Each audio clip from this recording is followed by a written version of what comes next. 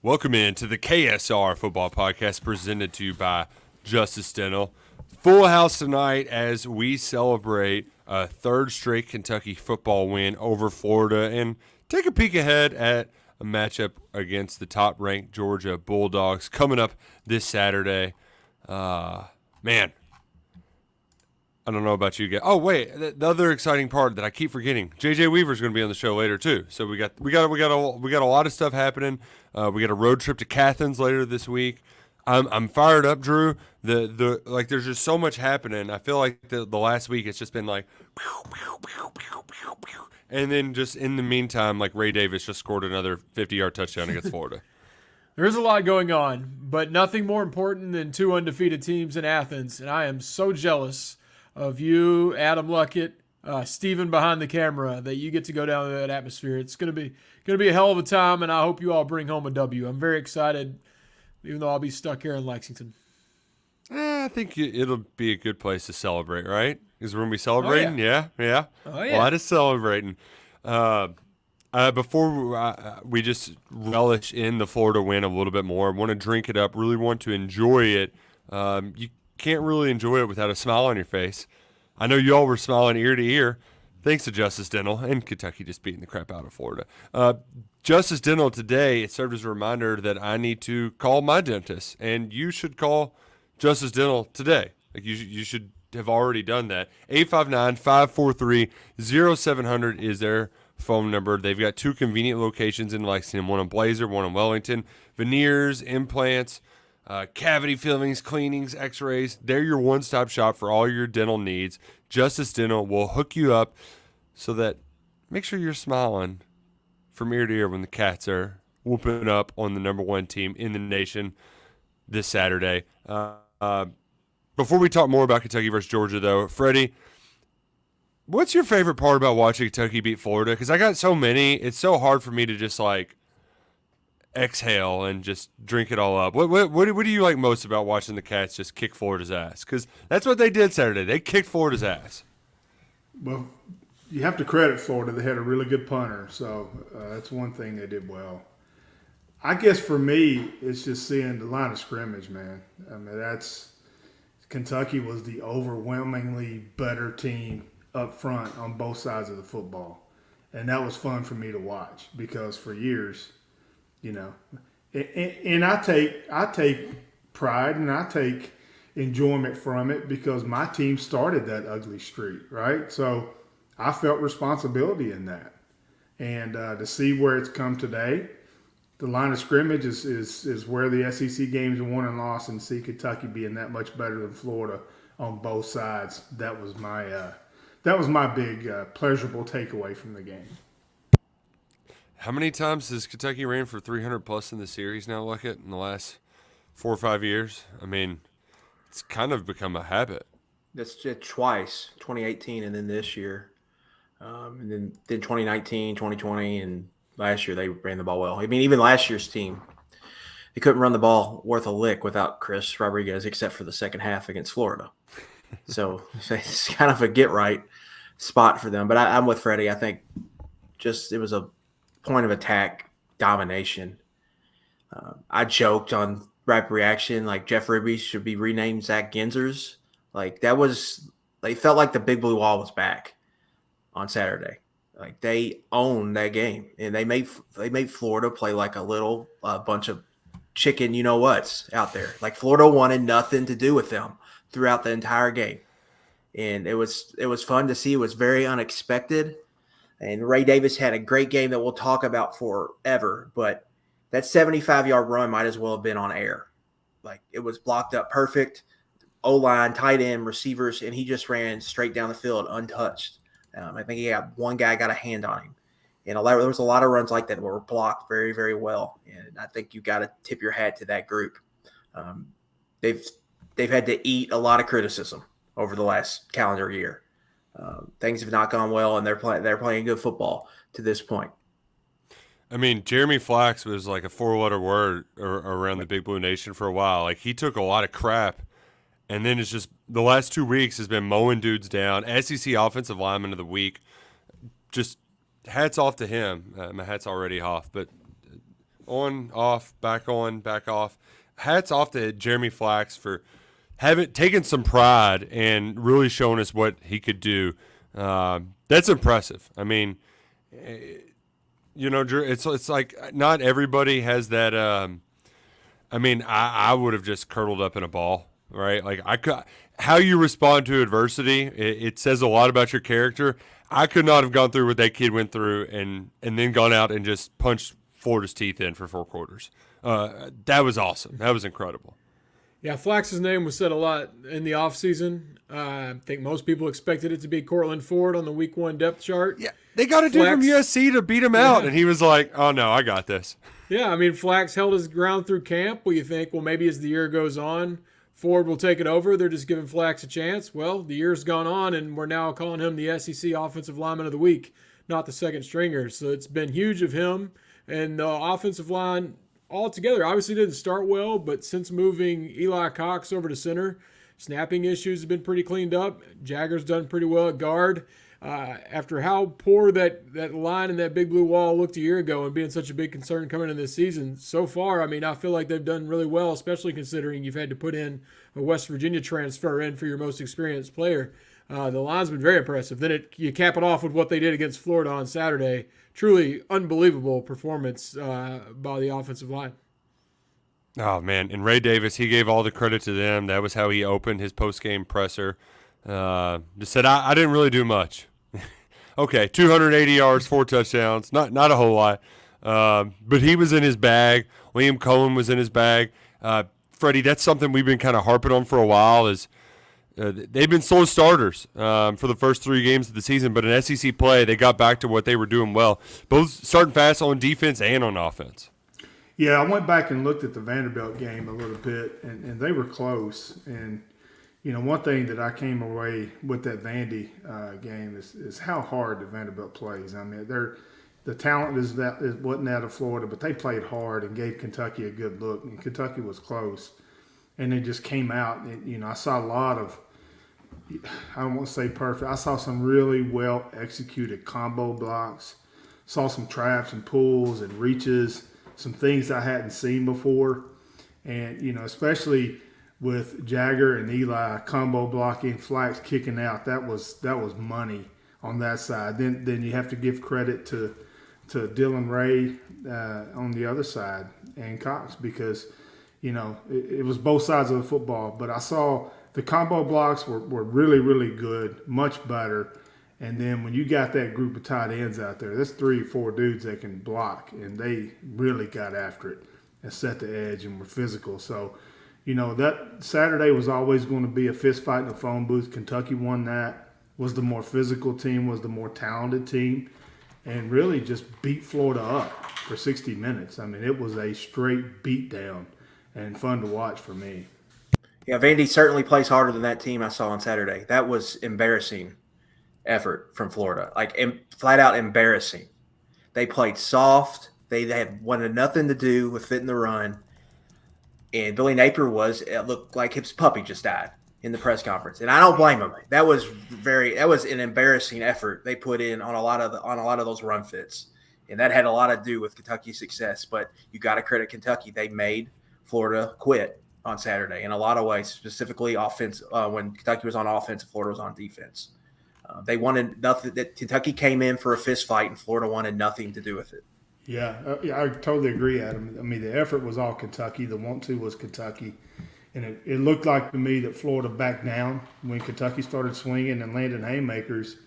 And it made Florida a little wobbly, and they really didn't punch back. And, you know, that's a new development in this series. But, yeah, I mean, that's why I said I went back watching Vandy and comparing that effort to Florida. It was like they were playing 2 different sports, if that makes sense.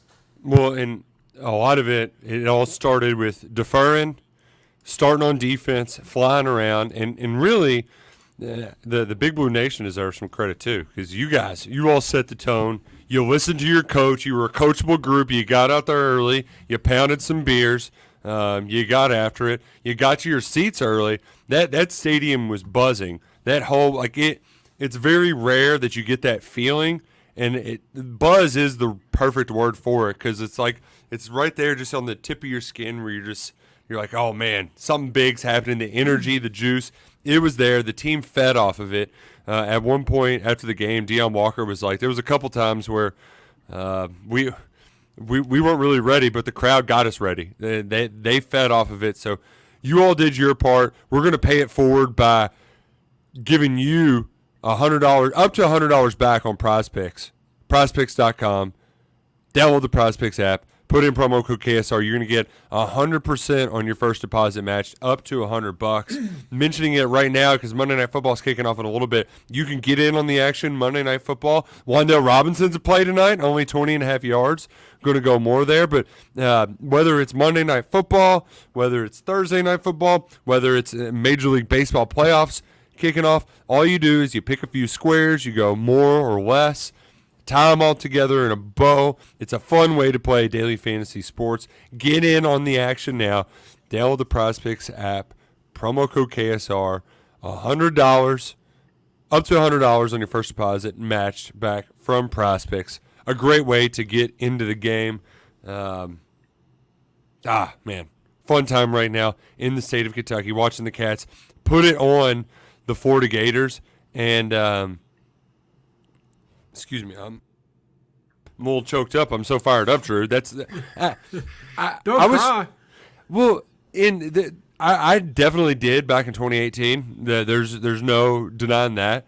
But I remember last year taking my dad down there to see them go win at the Swamp, and they're really like it's hard to put into words, just like the long suffering fans, like, you know that feeling, but to actually be there and see it all happen and just whoop their ass. Like, it never gets old for me. There's just a happiness that is indescribable that I just can't. I wish it's like what Mark Stoops has done here has to be his, of all of his accomplishments, giving us this is his greatest. I mean, because I never thought I'd see the day when we'd win this game, and now Kentucky's just putting it on him. I just can't. My job is to put this feeling into words. I'm very bad at it, but I hope everybody appreciates just how amazing this is and how seemingly impossible this felt 7 years ago, and now it's completely been flipped on the other side. And Florida fans don't know what the hell they're doing because they're getting their ass kicked every year by Kentucky. For our entire lives, the Florida game, we've been punching up, hoping to just land one and maybe get a knockout. Most years we miss completely and just get our asses kicked. But now to the point, they're Iverson stepping over Florida on their way to Georgia like Florida's not even there. And that is just absolutely crazy for everyone here on this podcast, everyone watching this podcast, because we all live that 3 decades of maybe it's this year, only for it to be over right away because Florida had the playmakers, the skill players, the muscle, and they had everything. We just were hoping for a Hail Mary. But that wasn't the case last Saturday. Kentucky had everything and bullied a Florida team that, I mean, it's not the Florida of old, and who knows, it's a streak of 3 right now with Kentucky. But why don't we make it 31? We'll start a little slower. Let's get to 4, then 5. But we got the streak now. But we can get to 31. Why sell yourself short? But I mean, like, I didn't even really know Luckett that well when we were down in Athens, Georgia. I guess this was 3 road trips back. I think this was Luckett and I's first road trip. And we get back from a night on Clayton Street and just pop on the TV, and it's SEC Network, history of college football or something like that. And just Steve Spurrier pops on the screen, and like his PTSD just kicked in and just, Spurrier, and just like lost his mind at 2 a.m. in the morning. That's the kind of grip they had on us. And now really that's the best part of their game is their stinking punter. Yeah, it's 2 years in a row where Florida's talking themselves into, like, we're the team in the East that's going to go challenge Georgia, right? Last year they beat Utah, puffing their chest out. Anthony Richardson is going to win the Heisman. This year they beat Tennessee at home. They're looking at a down SEC thinking, yeah, we're going to go beat Kentucky. You know, we're going to go beat South Carolina on the road, and then we're going to go to a cocktail party and challenge Georgia. And it's just another reminder that Kentucky's like, hey, to do a Dane Key, just patted him on the head and said, no, not right now. And so you have to savor it. The cool thing for me guys, is like you see some of their younger fans in this fan base just expects to beat Florida. It doesn't really like think about it like that. It's just like, oh, we're going to beat Florida. I mean, and for us growing up, it was, or for me, at least my generation, I can't speak for the rest of you all. It's just, like why not one day we'll beat them? I can't wait till the day we'll beat them. And then I think a lot of people have a hard time comprehending it. And I think that's what happened this week, Nick. We talked about it. Like when you looked at these teams on paper, if you just put them in different jerseys, different helmets, you would have thought Kentucky was the better team. But I think people got helmet logo this week, and it played out on the field. And maybe hopefully next time people don't get helmet logoed when these two teams face each other. What just happened, Drew? Sorry, I didn't mean to interrupt. Look at there, he was rolling. Wandell with a catch. There you go. Monday Night Football. Nailed it. Dabbled with some Wandell props. You just mentioned some Wandell prize picking. Now he's on the screen. A little shout out to the cat as they get started here. Shout out to Wandell. Shout out to Josh Allen getting sacks. Did you see him in Toy Story, Freddie? Did you see Luke up there doing his little Toy Story thing? No, I wanted to, and I couldn't ever figure it out. But it's a computer thing. yeah, it's beyond me. But I'll tell you this much: in 2018, the hardest thing about that game was to keep the players in the locker room, because they wanted every part of Florida, and they knew it. They knew what was going to happen, and you could tell it just by their actions, how they were walking around, how they warmed up, how they stretched at the hotel. I mean, they wanted a piece of the Gators, right? And I think that was the case on Saturday. Even to the point, I think, Adam, you talked about the younger fans. These players don't see Florida like we see Florida. That logo means nothing to them. And, that, again, that's crazy how this whole thing has evolved and turned, because, Kentucky's the better program with better players, with better coaches right now. And that's just the reality of the SEC, and it's fun to watch, fun to be around. I'm glad you mentioned that, Freddie, because a lot of it is just, it's coach speaky, but having that edge. I'm wondering if they can replicate that mentality against Georgia. Because, how many times have we heard, well, Kentucky, they're trying to out Georgia, and you can't out Georgia. Am I crazy to think that, maybe this team might be able to? It doesn't feel that crazy. Offensively, they aren't who they were the last couple of years with, who would have thought we'd think of the mailman so highly? But, they don't have the mailman. They don't have Monken. If they can have that sort of edge, I don't think Kentucky sees Georgia in that same light either, where they go into that game and they certainly think they have a chance to win. They certainly believe they can do it. Can Kentucky try to out Georgia? I think Saturday was a good reminder to everybody, and it was maybe a sign of why people shouldn't freak out. When Kentucky's winning game by double digits is they are entering every Saturday with a head coach, offensive coordinator, defensive coordinator trio that I think you could argue is the best in this conference. I think you can argue it's one of the best in college football. So when you have that, that's a leverage you're going to have every Saturday.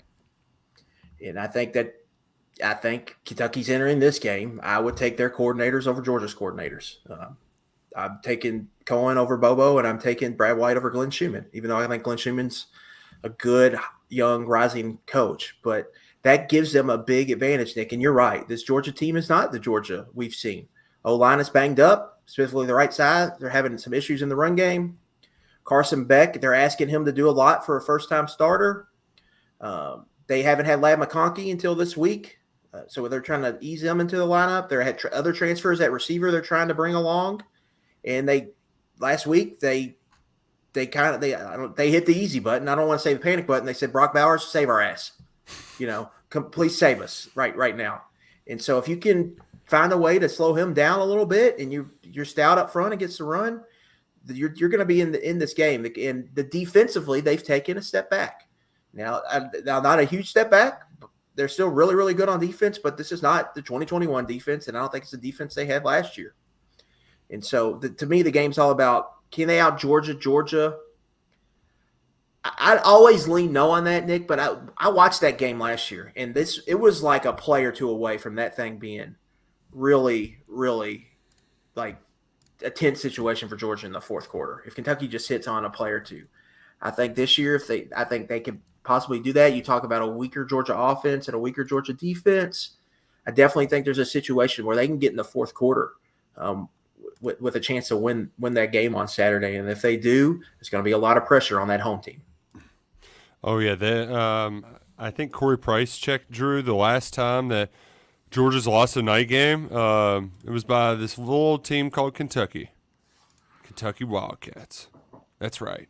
If you're trying to get in there too, by the way, get in price right now, $120 at Gametime. But if you use promo code KSR, you get $20 off your first purchase. 125, 124. The Gametime app's so easy to use. You can just scroll down and see, like, ooh, that seat looks good. Ooh, I want to check out that seat. This is great. I'm not good at the reverse mirror thing. But see, look at all those great seats. Boom, bam. Thank you, ma'am. Gametime app, it's the best way, most reliable way to get your last-minute tickets. So, like, I know, Drew, you might wake up with that itch Saturday morning. It's not too far of a drive, like 6.5 hours or so. Just the air feels right. You might just have to bolt in the car, throw up the Gametime app, and download some tickets. I mean, I'm not a no. I was on Gametime earlier there looking at concerts, put in the code for the $20. Like I said, it's very easy to use. I was just doing it a few hours ago, and I might use it again Saturday if I get the right itch. Freddie, you can handle pregame show without me, right? If I go to Athens? Yeah, 100%, Drew, yes. I don't have a lot to add as it is. 100%. I look at this Georgia team, the lot like Kentucky was before the Florida game to me is how I see Georgia. The numbers don't match my eyes, and my eyes don't match the numbers, right? Numerically, statistically, Georgia is, very, very good, right? I don't think they're a great team. I don't use that term a lot. I think last year's team, Georgia, was great. I think the year before was even great. I think this is a very good team with arguably the best football player in the nation with Brock Bowers. I know folks are going to freak out and say, well, this quarterback, that quarterback. Yeah, quarterbacks get all the accolades.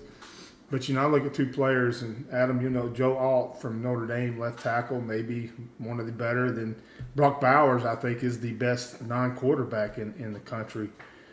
That's how they beat Auburn. It was, okay, Bowers, you do the Travis Kelce thing, go turn around. We're going to hit you when we need it, and you make plays for us. There's dudes everywhere on defense. There's a lot of pros, but there's not a Jalen Carter. I don't see. I don't see some of the guys that are in the NFL now. So I think Georgia is a beatable team. I really do. I think Kentucky matches up well with Georgia. They did last year, 16-6. It was a close game. But it's going to come down. I think the defense is going to be fine. But can Kentucky throw the football against Georgia? I think it's going to come down because you're not going to run for 329 yards against that defense. That would be a tough ask for any team. So they're going to have to pitch and catch. And if they can do that, I think Kentucky's got a shot to take this thing late into the game in Athens and get Georgia questioning themselves a little bit. I think some funny things could happen in this one. But Tyke Smith is a safety, 3 interceptions. He's going to be a problem for Kentucky. But they got to catch the ball. They got to catch the ball. What I saw something when Leary has the most drops of any quarterback in the country or something of that nature, But the offensive line answered the questions. The running backs averaged 3 yards downfield before first contact. They were getting it done last week. So I like this matchup, but they're going to have to be able to throw the football at some point to win a game. Freddie, I agree with you, but also they may not be able to run for 300, but Auburn ran for 220. That alone should tell you that this isn't the same Georgia of old. Kentucky, Chris Rodriguez could run against anybody except his home state school. The last few years, nobody could run against that team at all. So there's at least some opportunities there for Kentucky to create explosives. It's just, can they be somewhat consistent through the air, right? Like, going back to the last time Kentucky was at Georgia, I think Will Levis converted like 8 third and longs to Wan'Dale Robinson, right? Where it was just like, when in doubt, throw it to that guy. He's going to go get a first down, right? You have to, as good as Kentucky is as explosives like it, you got to be able to hit some of your layups. And I know that these players have that capacity within them.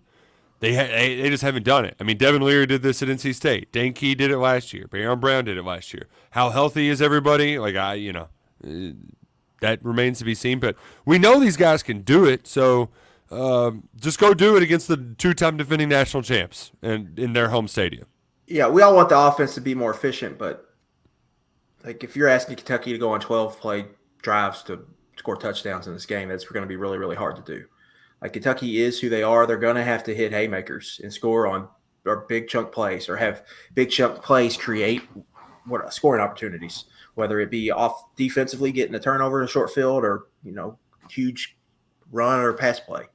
And so that's really good. That's the game almost to me. It's how does Kentucky go about creating explosives in this game? Some of it may have to be by getting that run game going early, so Georgia has to put extra safety in the box so you can have more opportunities passing the ball. In the past, Georgia hasn't had to put an extra safety in the box. They can play too high because they had, big number 88 and big number 99 who are playing for the Eagles right now. They don't have those guys right now. And so if you can get the run game going a little bit, that's almost as much important to me as just getting that going so you can have some opportunities to create some explosive passes. But that's been the one thing in the series. Kentucky just hasn't been able to score. Defensively, they've been good enough to win this game a couple times, but they haven't been able to score. They haven't put true fourth quarter game pressure on Georgia. To me, it's finding some ways to score and putting some real game pressure on Georgia late in the game. If you can do that, then they're going to have more than a puncher's chance. The other thing, too, you mentioned the kind of explosive plays defensively. That 2009 game, Drew, had Kentucky forced 4 turnovers. I don't think you have to force 4, but, if you need to drop Deion Walker back again to just go destroy somebody, whatever you got to do to force a turnover, just do that because they've been good about smashing that turnover button this year. Yeah, just go run that turnover play you keep running. Maybe one of the turnover plays that ends in 6 points that they've done a few times. Those have been good. I think a fast start would also help. They've done that twice in SEC games so far, where they had 2 touchdowns in 6 minutes at Vandy.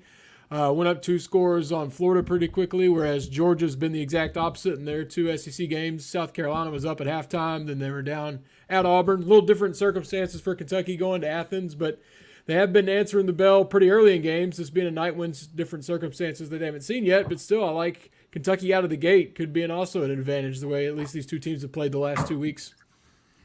I like that shirt, Drew. You weren't kidding when you said you were all in on bird dogs before. Listen, way back. Before they became a sponsor. Bird dog stuff they don't even make anymore. Were you the one making the call hey, we need to get you all to sponsor some stuff? No, but when they did send us gear, I already owned every single thing they sent me, so I just doubled up. Oh, doubled up. I want to give a chance to just shout out some guys that maybe don't always get shout outs that I think deserve them. Brendan Bates knocked the absolute hell out of, that guy saw God when Bates came down there and crashed down on the line on the 75-yard touchdown. Another thing about the Florida series, it felt like for years Kentucky was the team that would force a 3 and out and then get a special teams penalty, and then Florida would score a 75-yard touchdown, and that's what Kentucky did on Saturday. So shout out to that tight end that's been there forever. Yeah, 2 SEC games in a row, they've gotten off to extremely fast starts, defensively especially. They're just coming out and dominating games early. And that's important for this week because Georgia struggled in the first quarter to start games. So if Kentucky can continue that trend, there's a chance I think they could get a lead early in this game. And then that would be one of the ways to go about if you're looking for upset recipe. Fast starts have been really good for this team, I think, here lately at least, especially in these SEC games. They jumped out all over Vanderbilt and Florida in the first quarter. Really kind of ended the game. What was it, 21-0 Vanderbilt, 16-0 Florida? That's – hell, 23-0. Yeah. So it's 37. 20. You're up 24-0. You're up 23-0 in consecutive SEC games. That's getting it done right there. And if you start fast against a team that has started slow this season, that's the path. I think potentially for Kentucky is to pull an upset on Saturdays, get something similar. I did the math earlier. They've They've led by double digits in all but 15 minutes of 120 minutes of football in the SEC. And everybody that's why everybody just needs to preseason. This taught us something. There is a preseason call. Yeah. And the thing about Georgia, they pointed it out on the broadcast. I don't know if you guys watched that. Is over 50% of their throws are on first down. So, to me, watching Georgia offensively, they're much more predictable than they were with the coordinator that went to the Ravens. Monken, yeah. Yeah. I think they're more predictable, but they got dudes. And they got the one dude, Brock Bowers. So there's no secret. I mean, they're not going to X and O anybody to death. They're just going to out-athlete you, right? And to me, that's somewhere where Kentucky can match up, not athlete for athlete, but it's closer than it ever has been with Kentucky and Georgia. And I see a lot about Leary's, throws are inaccurate, but the drop passes. I can speak to that because I played on a team that had a high number of drops. Actually, we were talking about it, with the Rodney thing, 4 or 5 interceptions that I threw hit my guys in the hands and then ended up being interceptions. As a quarterback, when that happens, when your teammates are going through that window, that target, the catch radius on a pass catcher decreases, right? When they're catching everything you're throwing, there's a large catch radius. You just throw it near somebody and they're going to grab it. That helps the quarterback's confidence so much because the windows, especially when you get into conference play, are so small, right? So you aim the football a little bit more. That's when you get some balls that sell. That's when you get some errant throws. I'm not saying that's the cause. I'm not saying whatever, but it's kind of the chicken and the egg when you have that many drops and you're expecting the quarterback to keep putting it on the number. I mean, things like that happen. So I think it's an entire passing game situation from a snap to the throw to the catch that Kentucky's missing out on. So I don't really get into the throwing the blame around to the drops or the quarterback. It's a complete system right now for me that needs to improve. I agree. Get out the wrench. Time to fix it. It is fun though because even though there are some struggles there, you got to commend Liam Cohen for just being this run the ball play that we did the first 2 plays of the game with Ray Davis, and he just rattled off first downs.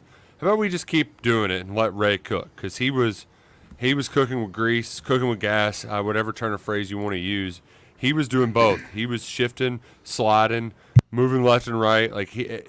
It felt like he was moving at a different speed at times. That second carry where they ran the stretch to the right, and he gave the guy the little hesitation and then beat him to the edge to pick up the first down. That's when you were like, all right, this guy's feeling himself right now. He's going to crush it today, and he did. And Colin fed him.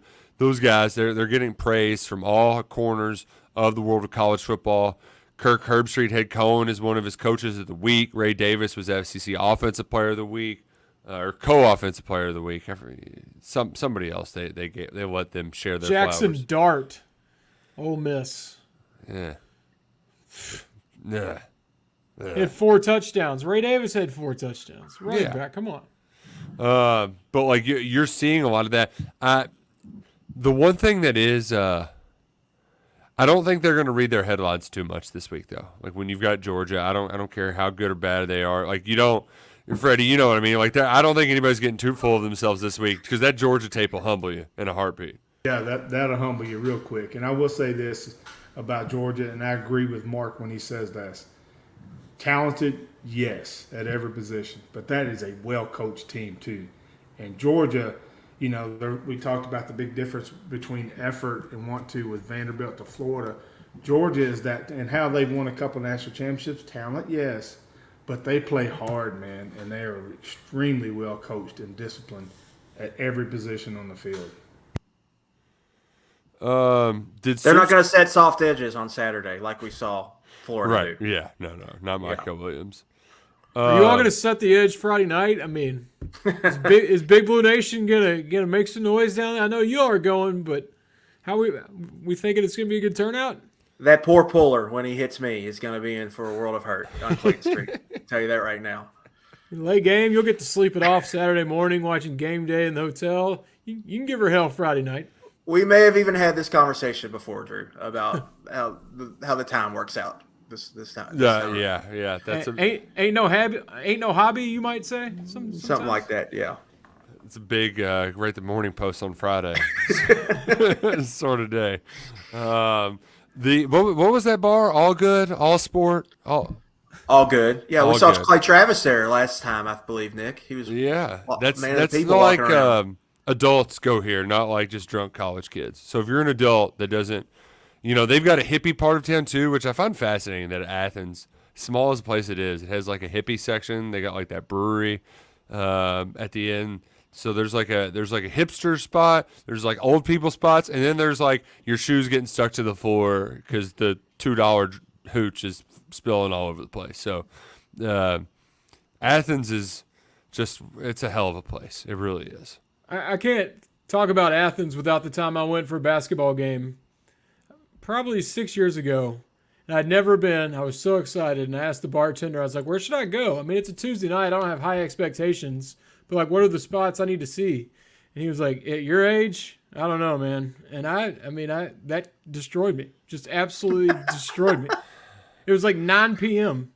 on a Tuesday night, and he acted like I was too old to be out in Athens. I was getting ready to name some bands that started in Athens, but I don't want to see the people be mean to me again. I'd love to hear some of them. They're mean to me if I talk about anything that happened prior to 2022.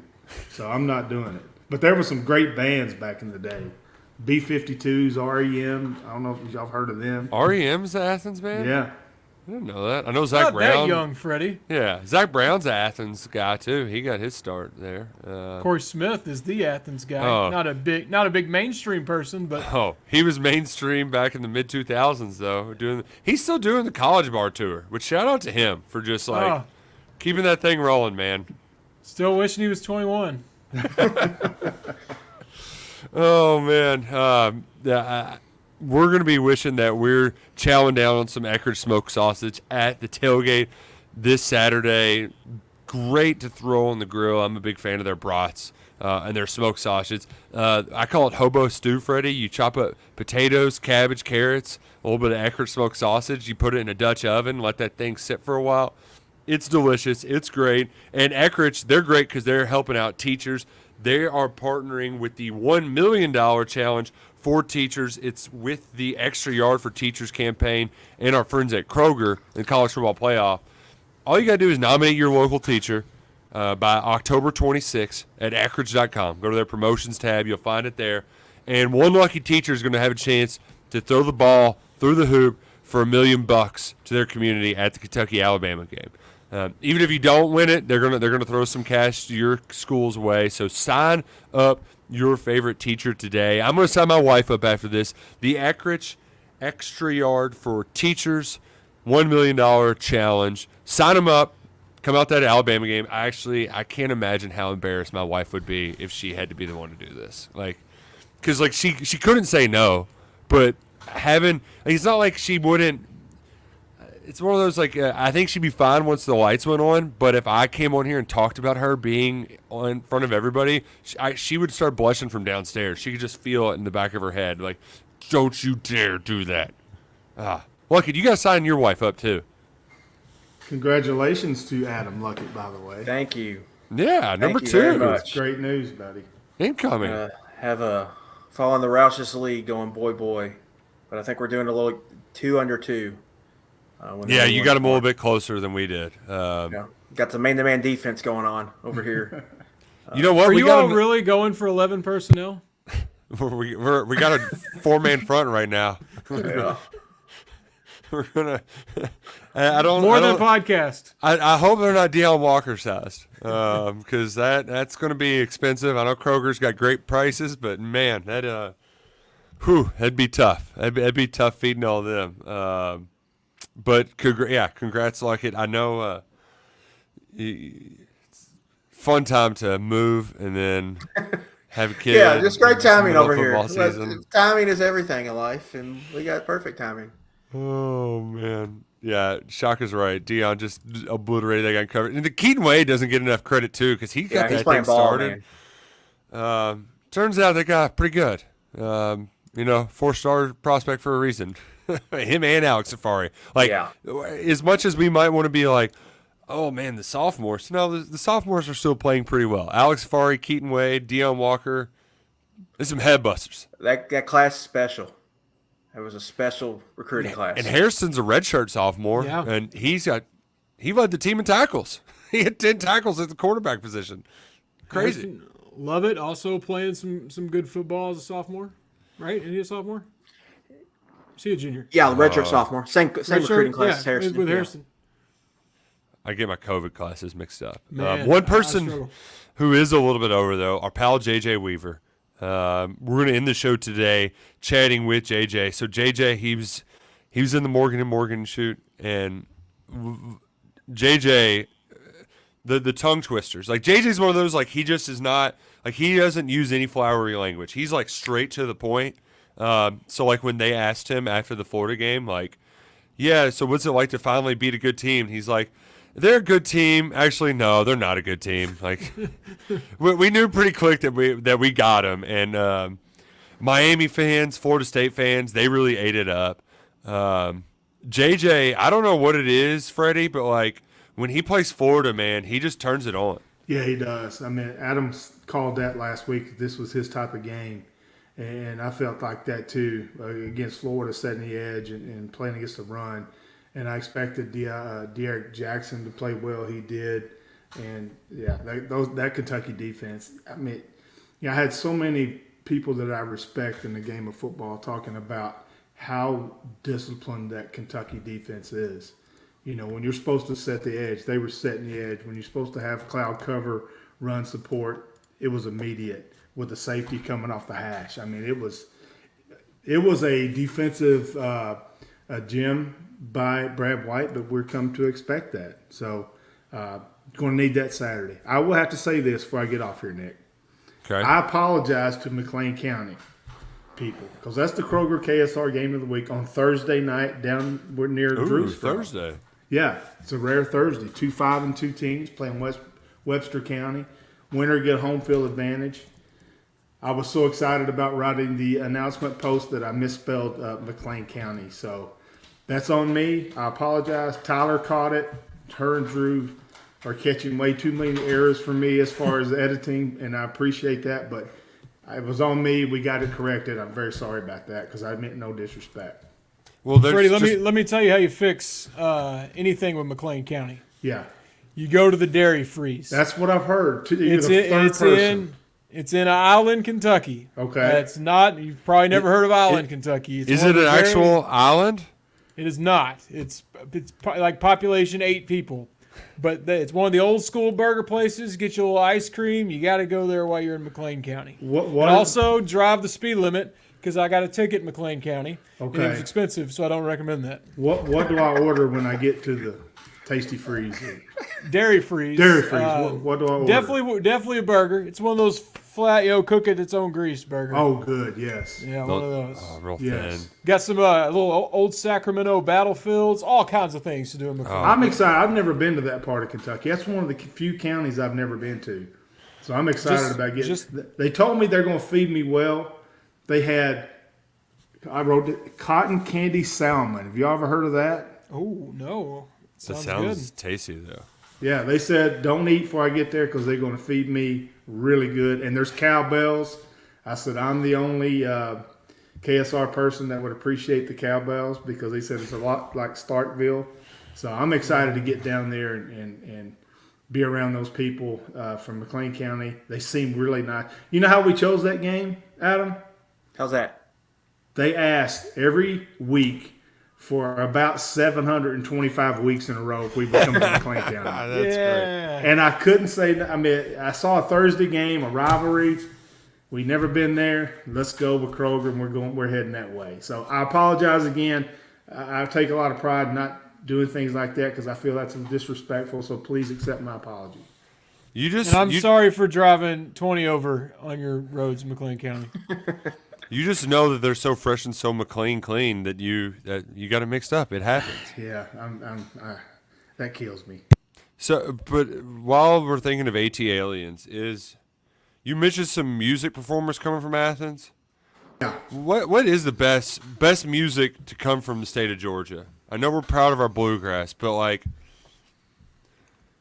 there's a lot. Atlanta's a music town now too. No, Young Jeezy. Yeah, right. That's the one. There we go. I Next think question. Outkast though. I mean, Outkast is great. Are you gonna go Charlie Daniels? I'm going Inside fish sticks, outside tartar TLC. sauce. What TLC. talk about here? Oh, TLC too. I mean, like if we just Stay Still, because I loved every one of those singers, and I loved watching them perform, and I'm still a big fan. Yeah, I love TLC.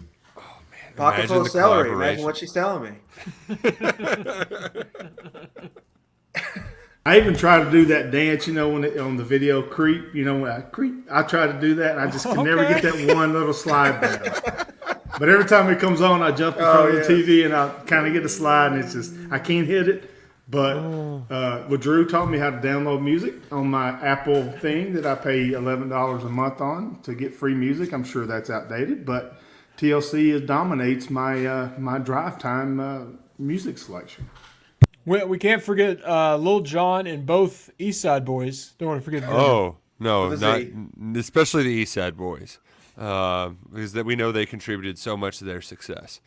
Nuckin' and Buckin', they nucked and bucked, right? Isn't that Atlanta? Crime Mob. Oh, Crime Mob, very Atlanta. Yeah, there we Little go. T.I. Atlanta, Oh. that's my wheelhouse. I could do a podcast just on Atlanta rap music.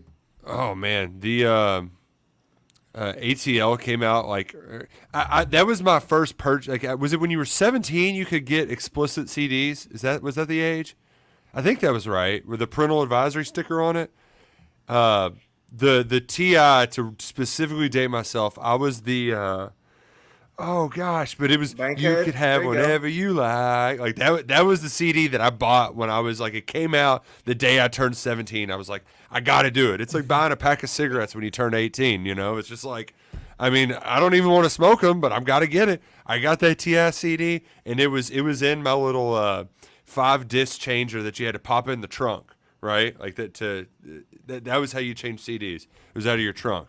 Real high quality technology there. Let's not forget another one that's kind of controversial this week. Waka Flocka, who does not claim us when we play Georgia. Our hype music. We're not even allowed to really get behind it because he said it was SEC Nation 2 years ago that we're like a cousin or whatever he said, and they're Flocka. their family. Get the Flocka out of here. Come on. There's an old rap song that goes, "In Atlanta." Have you ever heard that one? In Atlanta, in Atlanta. You never heard that?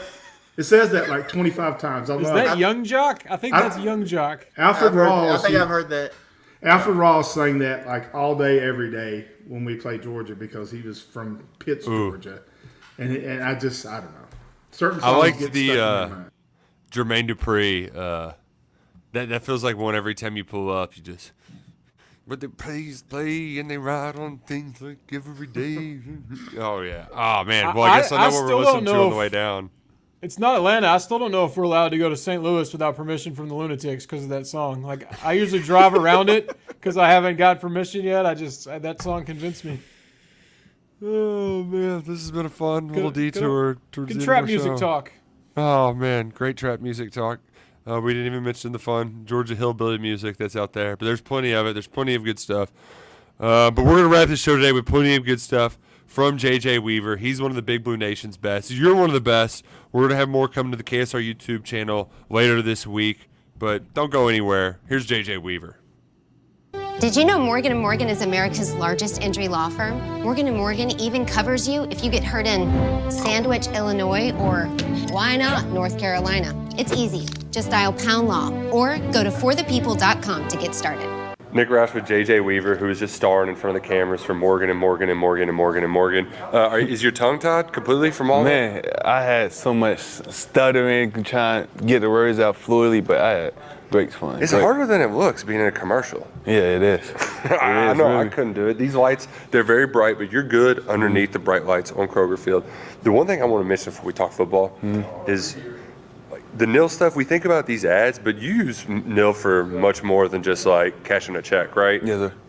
How have you been able to kind of reach out and help people in the community with your NIL efforts? Man, I just did a bike drive. Just basically like the stuff I did have as a kid, I want to give back to the community in my hometown. So I did a bike drive, I did a football camp, then I did like back to school drive, just to show my love and support for the community.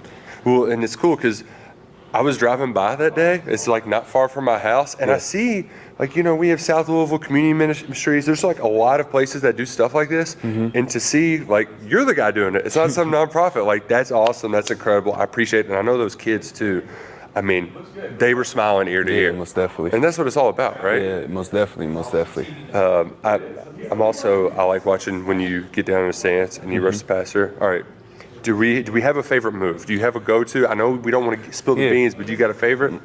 My stab long arm. So basically just here, show me. Yeah. So basically using this and then doing that. Oh, so it's like a little 1-2, club. and then and then I'm on my face now. Yes, sir. Now, do you have a side of the field you prefer? 2-point stance, 3-point stance? I'll say like, to be honest, I play whatever side, but more stronger on my left side. Okay. Just got a stronger punch. Yeah, punch from my right hand. All right.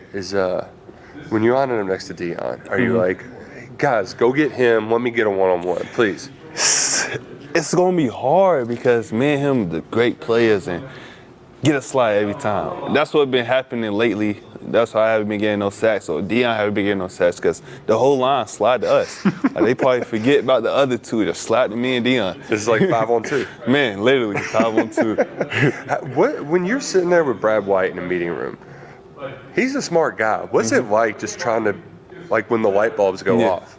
He's like more than like a father to me, but great guy. When the lights go off, he's focused and.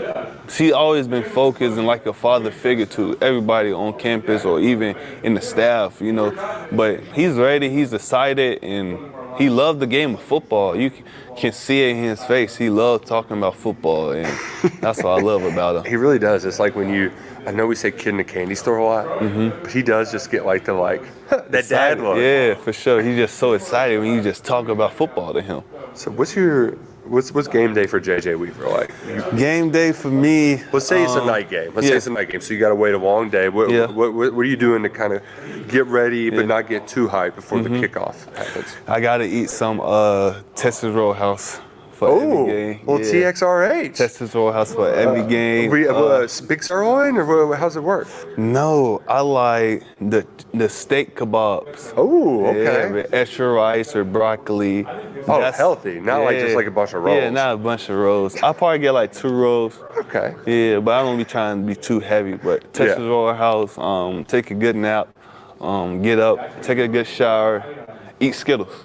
I eat Skittles. Yeah, I had to regular eat Skittles. Pack? Sour Patch. Oh, Sour Patch Skittles. Okay. Yeah, the green ones. Oh, yeah. I think I like the purple. I think that's my favorite bag. Yeah, I love those. That one's pretty good, too. So now, are you headphones on during warm-ups? Are you out there early with everybody? Or do you just wait till... Nah, I like getting in a cold tub, hot tub. Yeah, I get IV. So, IV is basically keep fluids in my body. I cramp a lot. And then get treatment. I be in treatment room, getting treatment before the game. But nah, usually I go outside, talk to the fans, but I haven't lately. Yeah, I know it's got to be pretty cool, too, when you show up to the catwalk and you just see all those people there. How much fun is it to rep the home state? So much fun. As soon as I walk out, the whole fan saying, JJ. And then my mom got everybody saying, Weaver. Because all you hear my mom, you can hear her, when I make a play, you can hear her saying, Weaver. Then the whole crowd, the whole stadium do that now, and that's crazy. That's great. 60,000 people. You can still hear your mom. Hey, that's just a mother's love. This is some other stuff. Well, JJ, we appreciate it. Best of luck this year, man. Thank you so much. Oh, that was a good pop, too.